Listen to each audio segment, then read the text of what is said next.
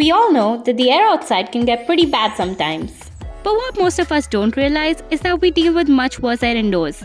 Contaminants like mold, dust, germs, and toxic gases lurk in our enclosed spaces, resulting in unhealthy living conditions. That's why we need air purifiers. They help keep the air inside our spaces clean and healthy. But it's not easy to clean something we can't see. So how do air purifiers do it? Most air purifiers clean the air with the help of a combination of filters. These filters capture particles based on the type and size of contaminants, which could range from invisible gas molecules all the way to visible large particles like hair. Specific type of particles are then captured by certain filters, cleaning the air. Inside an air purifier, a fan blade pulls the air from inside the room into the machine. The air first passes through a pre-filter where large-sized particles like lint, hair, and dust get sieved out and are prevented from passing through.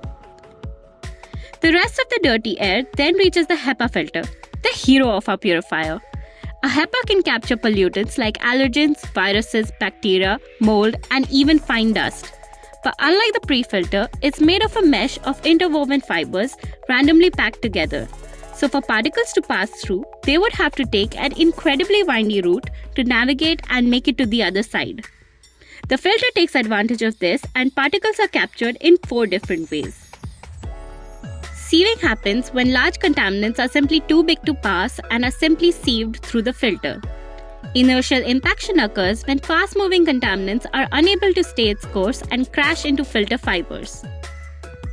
Interception is when mid-range particles follow the airflow stream but are captured when they brush against fibers. Diffusion occurs in smaller particles because they move in random patterns, eventually resulting in crashing.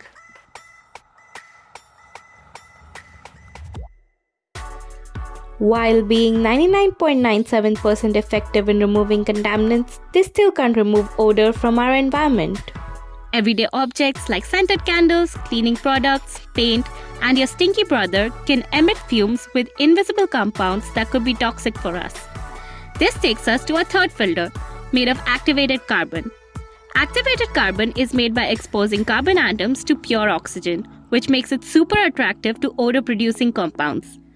These compounds then stick to the surface of carbon atoms, which is a process known as adsorption. In this filter, the very high surface area created by activated carbon can very efficiently attract and eliminate odor from the air. Most air purifiers do a great job of cleaning the air through the filters we discussed. But modern models take things a step further. They incorporate additional purification methods such as UV lights to eliminate germs and specialized filters to capture specific toxic gases and some more high-techy stuff for cleaner air. So if you didn't know how air is purified, now you know!